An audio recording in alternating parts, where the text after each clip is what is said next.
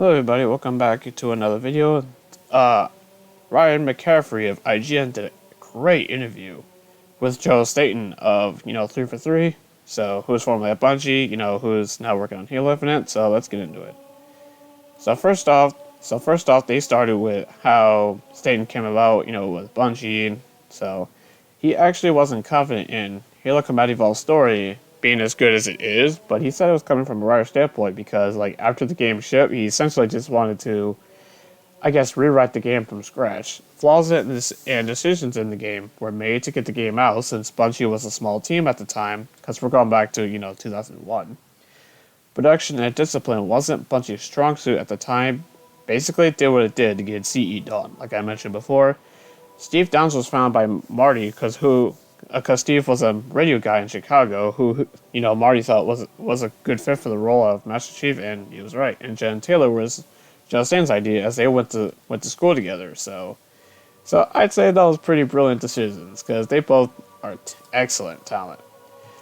Halo 3 ODST was Staten's favorite game for a couple of reasons. First off, because it was in the Halo 3 engine, it was actually much easier.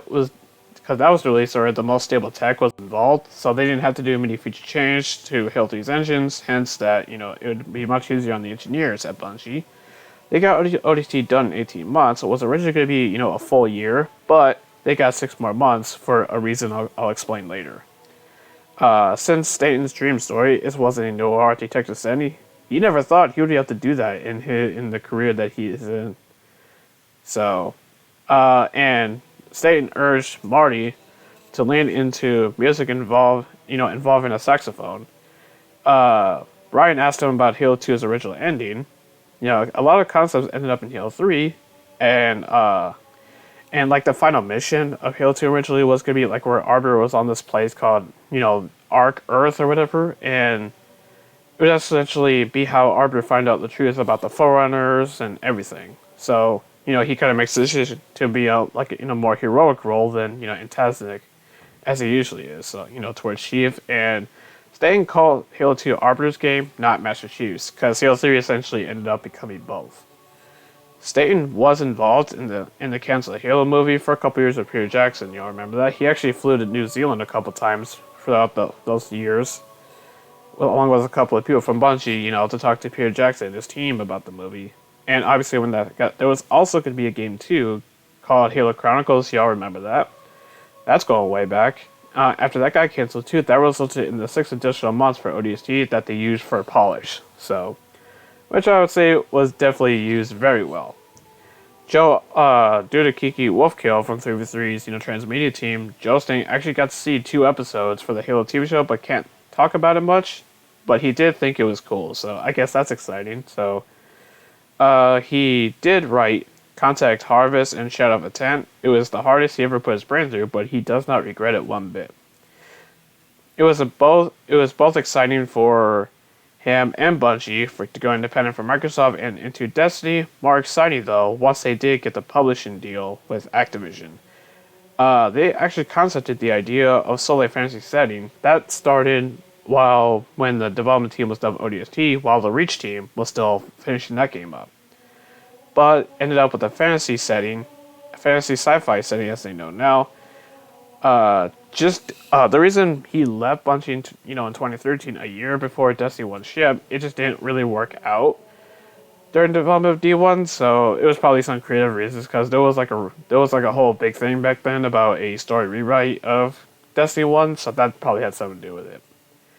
And so thus, it wasn't just colleagues, Joe left behind, because he had friends there, that are still there, so, and he wishes them the best, and the rest of Bungie and their best, A year later, he actually went back to Microsoft and joined the global publishing team after Bonnie Ross, reached out to him. She kind of figured that, he probably didn't want to go back to Halo so soon, so it came an idea of him talking to various, leads for studios at Microsoft, and it was Global Publishing that he joined that gave him the opportunity to expand his horizon and actually prepare him for this creative role that he's in now. Crackdown 3 actually, one of the most infamous ones he was in was Crackdown 3. It wasn't the last Global Publishing project he was on, it was actually Tell Me Why, but Crackdown 3 kicked off before he joined Cloud Publishing. And the ambition was to use cloud for, to unite, in-game technology and game design, but obviously, it just didn't work out well. Then okay, now we're on to Halo Infinite.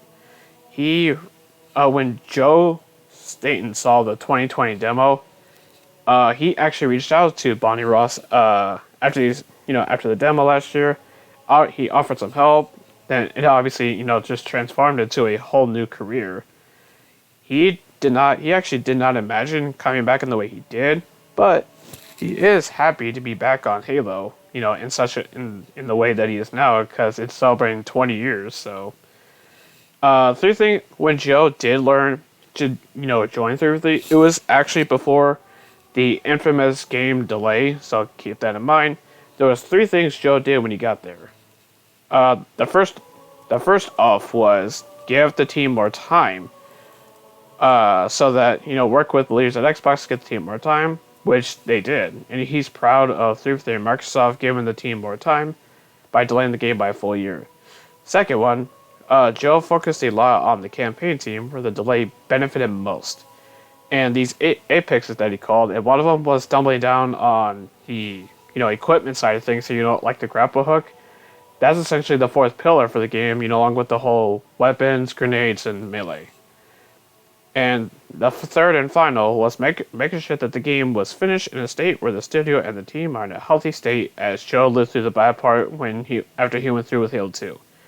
Delaying co-op was one of the more difficult decisions they had to make, and they believe it was the right move for the sake of quality. So the co-op mode with the ships will be in a good state. He believes that the team is delivering a feature experience that is the expectations in a good way. Then their job was not done right. They took more priority. The reason co-op got pushed back more so because they actually took more priority in making sure that wherever you play it, whether it's on a base Xbox One or all the way up to a high-end PC use, to make sure that it was in a good, looking great, polished state. I can agree with that after what happened with Cyberpunk 2077 and other games. He sees the long 6-year gap and the middling reception to Halo 5 as a way to serve this franchise wanting to do fans right. And hasn't felt this excited to work on games in a very long time. And at the end, Ryan asked him about, is he still sticking around after this? And he kind of, jokingly saying that, that they have, very cool plans. So, and they hope that Halo Infinite will actually make Halo, innovative again in terms of the long-term future. So what do I think of all this? I thought this was a great interview by IGN, despite my problems with him with things that have gone on in the past, but it was a great interview. And I highly recommend that you go check it out for yourself. There's things I didn't mention here, such as, how he began at Bungie, so, those, myth in 1998, and actually, gaming actually wasn't the career he originally intended, because he wanted to get into acting, actually, so that kind of would have been, so who knows what would have happened if he went down that path instead, so. But anyway, I'll put a link down to the full interview. It's about an hour long, so make sure you have time, before you start watching it. So it's a great watch. I highly recommend it. So great job to IGN for that. I thought it was really fantastic. So what do you guys think of all these plot points that came from this interview? I actually thought it was really interesting that he actually joined 343 before they delayed the game last year, and obviously, sure, there's still some issues I have with the game still, but like I've said before, but I think it was ultimately the right move to delay the game, like I said before. So, what do you guys think? Let me know down in the comment section below. And if you like this video, leave a like button, comment down below, and consider subscribing to the channel. And I'll see you guys in the next video. Bye.